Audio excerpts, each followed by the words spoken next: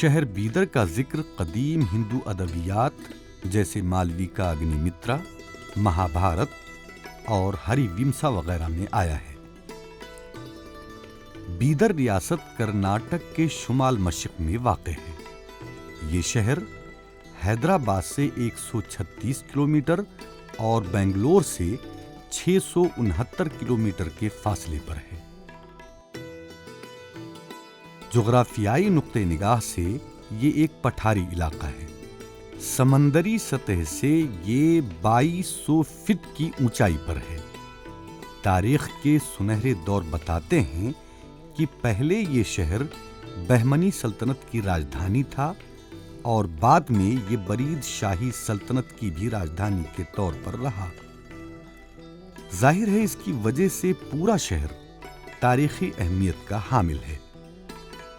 15ویں صدی کے مسلم آرٹ اور آرکیٹیکچر کے بہترین نمونے یہاں دیکھنے کو ملتے ہیں۔ یہاں کا بلند و بالا قلعہ بہمنی اور برید شاہی حکمرانوں کے شاندار جلال و جمال کی یاد تازہ کرتا ہے۔ پورا شہر قلعے کی چہار دیواری سے گھرا ہے۔ داخل ہونے کے 5 شاندار بلند دروازے ہیں۔ بیدر پہلے آندھراؤں، پھر چالوکیوں اور پھر کاکتیہ راجاؤں کے زیر حکومت رہا۔ بیدر کاکتیہ راجاؤں کی آخری سرحدی چوکی تھی۔ جب دہلی سلاطین نے دکن پر حملہ کیا اور محمد بن تغلق نے ورنگل کی تسخیر کا ارادہ کیا تو سب سے پہلے اس کا سامنا بیدر سے ہوا اور اس نے سب سے پہلے بیدر کو فتح کیا اور اسی وقت سے بیدر کا نام تاریخ میں آنے لگا۔ اس کے بعد محمد بن تغلق کی زندگی میں ہی دکن پر بہمنیوں نے اپنی حکومت قائم کر لی۔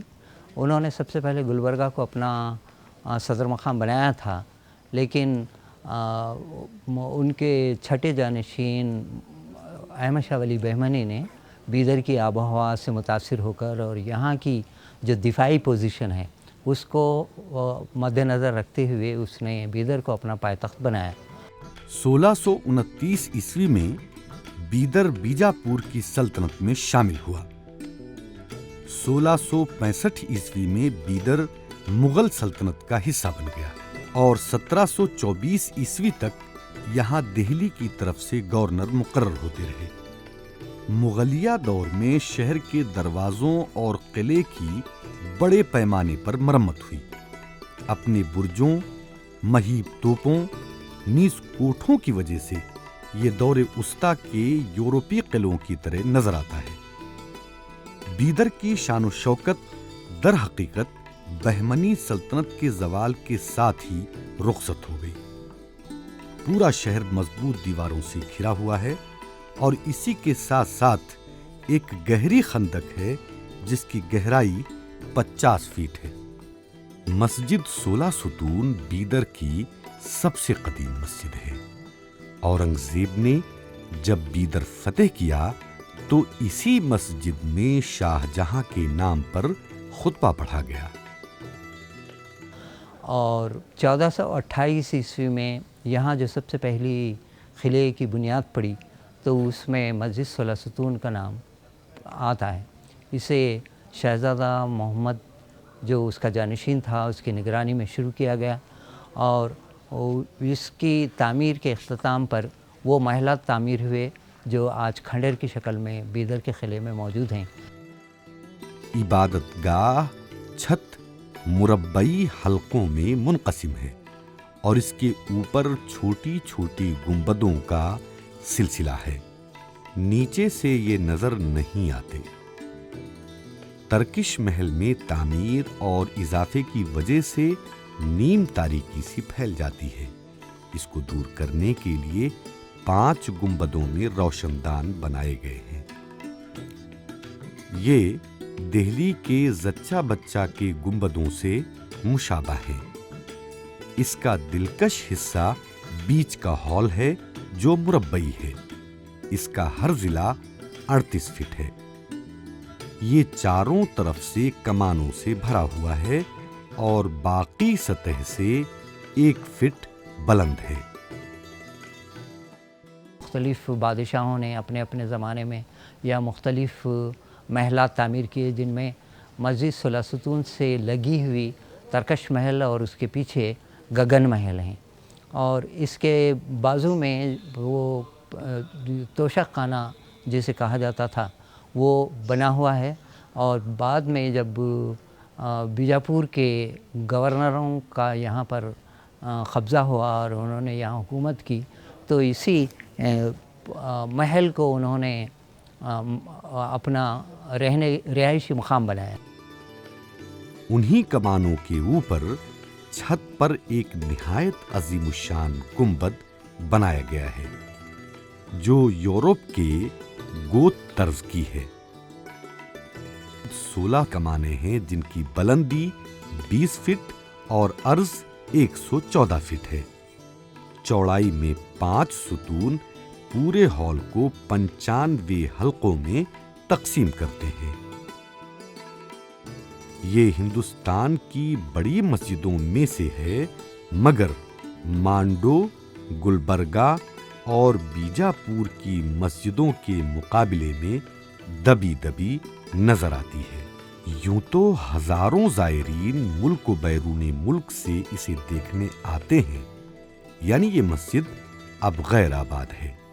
यहाँ न सिर्फ नमाज नहीं होती, बल्कि इसमें ताला लगा दिया गया है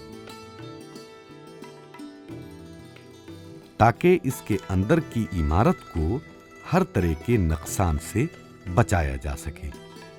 चूंकि इसके पास की आबादी काफी दूरी पर है, इसलिए इसे आबाद करना मुमकिन भी नहीं है।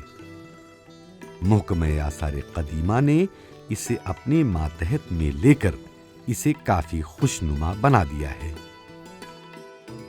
इसके बाहरी सहन में बागबानी और घास की खूबसूरत फर्श इसके हुस्न को दुबाला करते हैं। बाद में ये 1948 ईस्वी में ये हिंद यूनियन में शामिल हो गया, और इस तमाम दौरान में बीदर मुसलसल उजड़ता रहा, यहाँ का किला खंडर में बदलता रहा। लेकिन अब शुक्र है कि महकमा आर्कियोलॉजी ने इस पर तवज्जो दी है और इसे नए सिरे से संवारने की उसने कोशिश की है।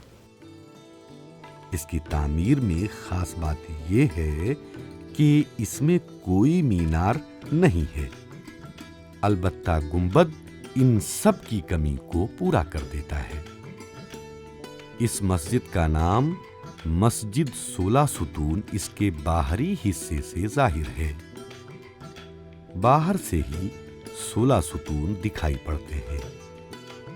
ये मस्जिद अपने इब्तिदा में शाही खानदान, शाही अफसरान और फौजियों से भरी रहती थी, लेकिन वो क्या गए, इसकी रौनक ही चली गई। इस मस्जिद में भी फन तामीर के आला ज़ौक़ का मुज़ाहरा किया गया है और ज़रूरत के मुताबिक इसमें रोशनी, हवा और पानी सारे इंतज़ामात बहुस्न खूबी मौजूद हैं। पानी का हौज जो बाहरी हिस्से में दीगर मसाजिद के तर्ज पर वज़ूगाह के तौर पर मौजूद है, लेकिन उस तक पानी के पहुंचने का इंतज़ाम पहले और आज के लोगों की तवज्जो अपनी तरफ ज़रूर मबजूल कराता है। चढ़ाव उतार के सफ़र को तय करता हुआ पानी हौज तक आता है। आब रसानी का ये इंतज़ाम भी महलों के साथ साथ वीरान और उदास दिखाई देता है। इस मस्जिद के ठीक सामने शाही मतबख मौजूद था, जहां तरह तरह के पकवान बना करते थे।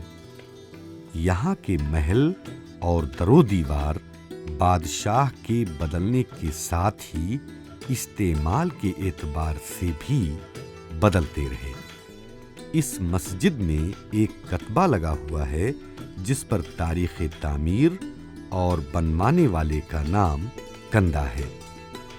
यूं तो ये मस्जिद अब वीरान है, लेकिन वीरानी में खड़ी ये मस्जिद अपने महल्ले वकूअ के एतबार से नमाजियों यानी शाहो सलातीन और उमरा से आबाद होने का जुबान हाल से ऐलान कर रही है, क्योंकि ये अपने चारों तरफ महल्लात का हल्का रखती है जिसमें ये खुद बंद है। ये मस्जिद जब भी आंखें खोलती है अपने अतराफ में महल्लात का एक बड़ा सिलसिला पाती है, लेकिन महल को गैर आबाद देखकर अक्सर उदास हो जाती है। कभी इसे नाज भी होता है उन बादशाहों पर जिनकी मुट्ठी में दुनिया थी, लेकिन वो खुदा को कभी न भूले और खुदा का घर बना बना कर अपने अबदुल आबाद घर की तरफ रवाना हो गए।